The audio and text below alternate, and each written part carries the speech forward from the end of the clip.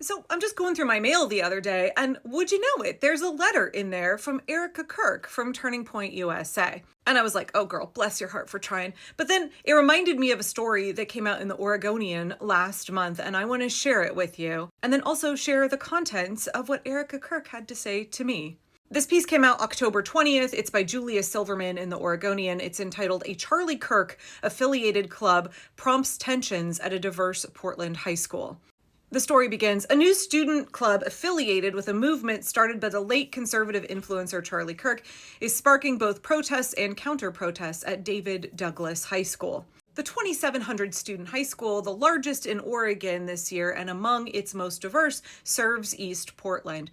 A spokesperson for the school district said that the formation of the club, which is part of a national network of high school clubs affiliated with Kirk's fast-growing organization Turning Point USA, was approved by administrators there. Now, it's funny, if you try to Google this story, TPUSA or Turning Point USA, David Douglas High School, you'll get a lot of alt-right media sources saying, woke outrage over creation of Charlie Kirk Club. Turning Point chapter faces resistance at David Douglas. So according to that piece in the Oregonian and also K2 News here in Portland, there were student protests in response to the announcement that this club was forming. One of the student protesters said, "The concern is that we might end up with a radicalized right in our school." After David Douglas administrators okayed this club and there were these large student protests in response, K2 News reached out to the Oregon Department of Education to find out what are the rules for the formations of clubs on school campuses.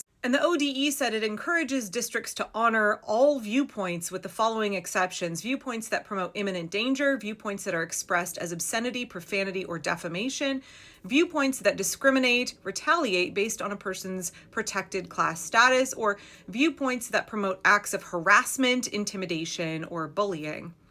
The Oregon Department of Education encourages public schools to promote tolerance without giving equal time to intolerance. Now, I don't think it's any coincidence that Turning Point USA is trying to put a student group in a school in East Portland, a part of the city that has been aggressively targeted by ICE and has a high percentage of immigrant families. I don't actually know what the current status of this is. I don't know how many kids are participating in this club.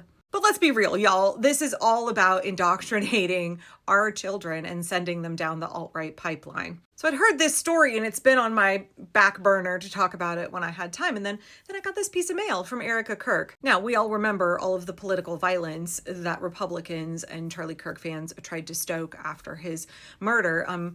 Not dissimilar to the way that Donald Trump has been calling for the hanging of sitting members of Congress who are veterans, by the way, simply for reminding other members of the military that they should uphold their oath to the Constitution and they do not have to obey unlawful orders. For that, Donald Trump has been resharing tweets by some dude with an Iron Cross profile pic calling for their hanging, and then doing his own tweets saying that they deserve death. I'm still waiting for literally any Republican in Congress to come out in condemnation of Donald Trump's statements, because we sure saw an awful lot of Republicans coming out of the woodwork condemning political violence after Charlie Kirk's murder. By the way, we haven't heard any more on that investigation, have we? That's all gone real quiet. So when people on the political center and left were saying things like, it's okay if you have conflicted feelings about the death of a person who is actively causing you and your community harm, like it's okay if you're not adorning yourself with sackcloth and ashes. For that, Republicans were saying that folks should be prosecuted, they should be excoriated, basically, that people should lose their jobs. Folks were receiving death threats in abundance. But when Donald Trump, the literal president of the United States, publicly calls for political violence, calls for the deaths of sitting members of Congress, of the colleagues of Republican congressmen and senators, it's fucking crickets from the Republicans. We hear fuck all from them. Okay, I realize this is a video about Erika Kirk and Turning Point USA's agenda and how the alt-right in this country was trying to turn Erika Kirk into the face of their movement, and it's not going so well. But I can't help but notice the contrast between the reaction from the Republicans then around Charlie Kirk's death and now when the President of the United States is calling for the deaths of sitting members of Congress. Democrats in the House and in the Senate, please stop calling fascist Republicans your colleagues.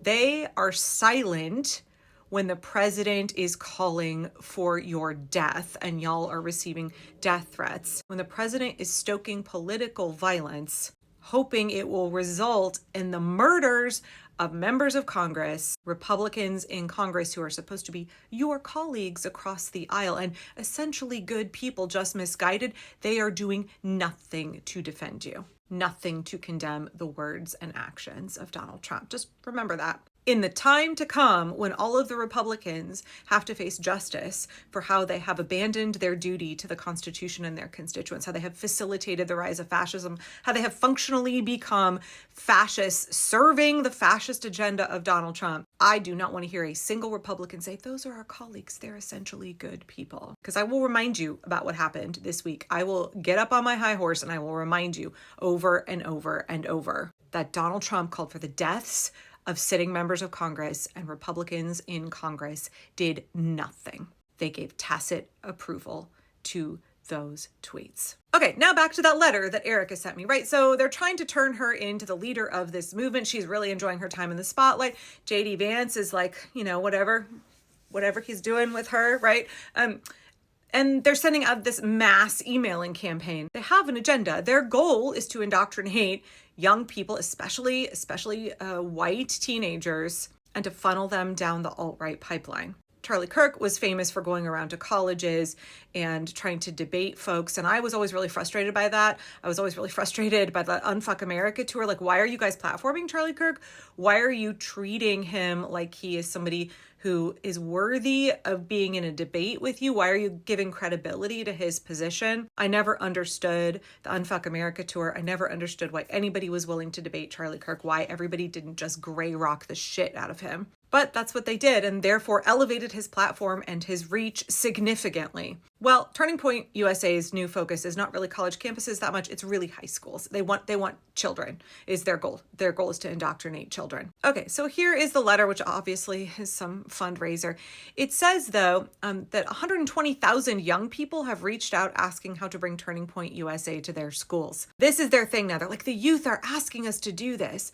This is us serving their needs. Of course, we see all of this very typical white Christian nationalist language here. The evildoers who took Charlie's life and threatened him for years have no idea what they've done. What evildoers took Charlie's life? One young man has been charged. They tried to silence a national movement Charlie built and his message of patriotism, of faith, and of God's merciful love. Oh, Jesus Christ, I can't even get through this without... Are you fucking kidding me? Okay. If they thought Charlie's mission was powerful before, they have no idea what they just unleashed. This reads like a Trump tweet, random, all caps. Okay, not just across this country, but in me. Erika positioning herself as the new leader of the movement. Obviously, you can see here with the letterhead with her name in huge letters. And then her making herself a cult-like figure here. So she said, because of the support of 650,000 plus patriots that have given to Turning Point USA, we have been able to reach millions of students across the country with our message. And then they're asking for your financial support. It's got a pledge card on it, which is like, can you give us $100, $250, $500, $1,000? But this is what they're doing now, trying to identify, educate, train, and organize, indoctrinate students to promote the principles of freedom, free markets, and limited government. Our principles are limited government, fiscal responsibility, and free markets. Okay, sure. Just a reminder here how capitalism is inherently exploitive and goes hand in hand with white Christian nationalism and fascism. Right, so I'm sure the alt-right is really shitting in their pants because we're seeing the polls and voting in the last election show that young people are swinging very hard to the left, very hard toward democratic socialism. And so we're seeing this frantic call for donations so that they can try and start these alt-right pipeline clubs in high schools across the country like they did in David Douglas. So I don't know what the policies are for your school district, but I think this is something everybody should be aware of. They aren't content just to red pill your kids on the internet. They're not content just to use TikTok, Twitter, Twitch, whatever other online platforms they're using. No, they want boots on the ground in your kid's high school. When your child is a captive audience in the public school for 8 hours a day, they want Turning Point USA to have a presence there. What does it look like in a free society? The USA in a free society. To allow space for groups that we find offensive, reprehensible, culty, indoctrinating. What does it look like? How do we deal with that when they want to come into our kids' schools?